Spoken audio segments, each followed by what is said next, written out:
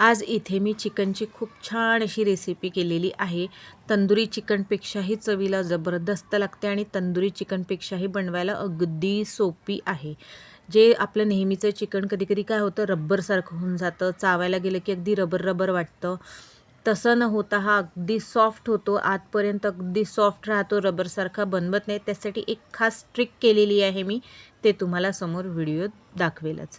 पण आजची जी चिकनची रेसिपी आहे ती खूप स्पेशल आहे, खूप छान आहे। तर वेळ न गमावता रेसिपीला सुरुवात करूया। सुरुवात करण्याआधी तुम्ही जर ही रेसिपी फेसबुकवर बघत असाल तर माझ्या पेजला फॉलो करा आणि यूट्यूबवर बघत असाल तर माझ्या चॅनलला सबस्क्राईब करा। त्याचबरोबर लाईक, शेअर आणि कमेंट नक्की करा आणि व्हिडिओ पूर्ण बघा। हॅलो फ्रेंड्स, मी लतिकाज किचनमध्ये तुमचं स्वागत आहे। तर इथे मी चिकन घेतलेलं आहे, अर्धा किलोच्या वर चिकन आहे आणि ही बोनलेस चिकन आहे। तर यात काय करायचं आहे, या सगळ्यात पहिले मी हा बेकिंग सोडा टाकलेला आहे। बेकिंग सोडा का टाकलेला आहे ते मी तुम्हाला समोर सांगते। तर बेकिंग सोडा टाकून 15 मिनिटं याला मॅरिनेट होऊ द्यायचं आहे। बेकिंग सोडा टाकून पूर्ण हे करायचं। मी ते 1 चमचा घातलेला आहे, कारण की यात माझं अफगाणी चिकन बनवायचं आहे।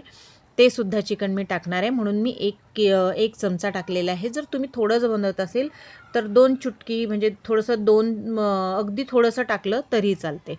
तेवढंसं टाकून मिक्स करून याला 15 मिनिटं तसंच मॅरिनेट होऊ द्यायचं आहे। मॅरिनेट झाल्यानंतर याला 15 मिनिटानंतर बघा 15 मिनिटं झालेलं आहेत। याला अगदी स्वच्छ धुवून घ्यायचं 2-3 पाण्याने, म्हणजे बेकिंग सोडा आहे तो पूर्णपणे निघायला पाहिजे। त्याला 2-3 पाण्याने व्यवस्थित स्वच्छ धुवून घेतलेलं आहे। आता यात आपल्याला बाकीचे साहित्य घालायचे आहेत। तर ते कुठले साहित्य आणि बेकिंग सोडा मी का घातलेला आहे हे तुम्हाला मी सरते शेवटी सांगते आहे। तर इथे सगळ्यात पहिले लेमन ज्यूस घातलेला आहे। लेमन ज्यूसने खूप छान चव येते। इथे अर्धाच लेमन ज्यूस घातलेला आहे मी, तुम्ही हव्या तर जास्त पण घालू शकता। त्यानंतर इथे मी ऑरेगॅनो घातलेला आहे, खूप छान चव येते ऑरेगॅनोनी। त्यानंतर इथे चिली फ्लेक्स घातलेले आहेत। चिली फ्लेक्स नसेल तर तुम्ही तिखट पावडरसुद्धा वापरू शकता, सोबत काळी मिरी पावडर पण घालते आहे। जर तुमची चिली फ्लेक्स तिखट असेल किंवा तुम्ही तिखट घातलेलं असेल लाल मिरची पावडर, तर काळी मिरी घालताना थोडं कमी घालायचं, नाहीतर जास्त तिखट होणार। त्यानंतर इथे कोथिंबीर आणि लसूण घातलेला आहे भरपूर सारा, आणि 2 चमचे तेल घातलेलं आहे। ते घालून पूर्ण मिक्स करून घ्यायचं, छान चोळून सर्व याला लावून घ्यायचं आणि याला 5 मिनिटं ते 10 मिनिटं मॅरिनेट करायला राहू द्यायचं, तसंच सोडून द्यायचं। त्यानंतर काय करायचं, अशी स्टिक घ्यायची, मी टूथपिक घेतलेलं आहे। अशा स्टिकमध्ये एक लांब स्टिक येते, तीसुद्धा तुम्ही घेऊ शकता, पण मी ते छोटी स्टिक घेतलेली आहे टूथपिकची, खूप मस्त लागते। अशी यात रोवून घ्यायची, सगळ्या अशा मी रोवून घेते आहे। तर मी बेकिंग पावडर का घातले होतं हे सांगते। बेकिंग पावडर घातल्याने काय, बेकिंग सोडा घातल्याने काय होते, सॉरी मी बेकिंग पावडर म्हटलं, बेकिंग सोडा घातल्याने हे होते की आपलं जे चिकन आहे जे रब्बरसारखं होते, च्युईस एकदम चावायला त्रास, खूप वेळ चावत बसा, तसं न होता अगदी सॉफ्ट आणि आतपर्यंत ज्युसी होते। म्हणून ही बेकिंग सोड्याची जी प्रोसेस आहे ती करणं आवश्यक आहे। तुम्हाला जर कुठल्याही पद्धतीचं ड्राय चिकन करायचं असेल तर पहिले 15 मिनिटं बेकिंग सोड्यामध्ये आपल्याला हे मॅरिनेट करून ठेवायचं चिकन आणि त्यानंतरच करायचं। आता इथे काय केलेलं आहे, दुसरी कढई घेतली, सगळे असे रोवून घेतले टूथपिकमध्ये चिकन। आता बटर घातलेलं आहे कढईत आणि त्यात ह्या सगळ्या टूथपिक वगैरे ते टाकून घेतलेल्या आहे आणि जो मसाला उरलेला होता गंजात तो सुद्धा मी वरतून घालून घेतलेला आहे। खूप छान असा फ्लेवर येतो, कारण की लसूण आहे, ऑरिगॅनो आहे, चिली फ्लेक्स आहे, खूप जबरदस्त असा फ्लेवर येतो।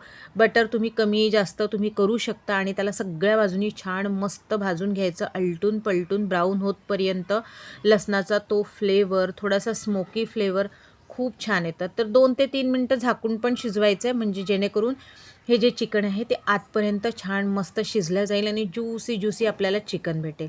त्याला 2 मिनिटं मी झाकून ठेवते, त्याच्यानंतर पूर्ण कोरडं होतपर्यंत खुल्लं होऊन शिजू देणार।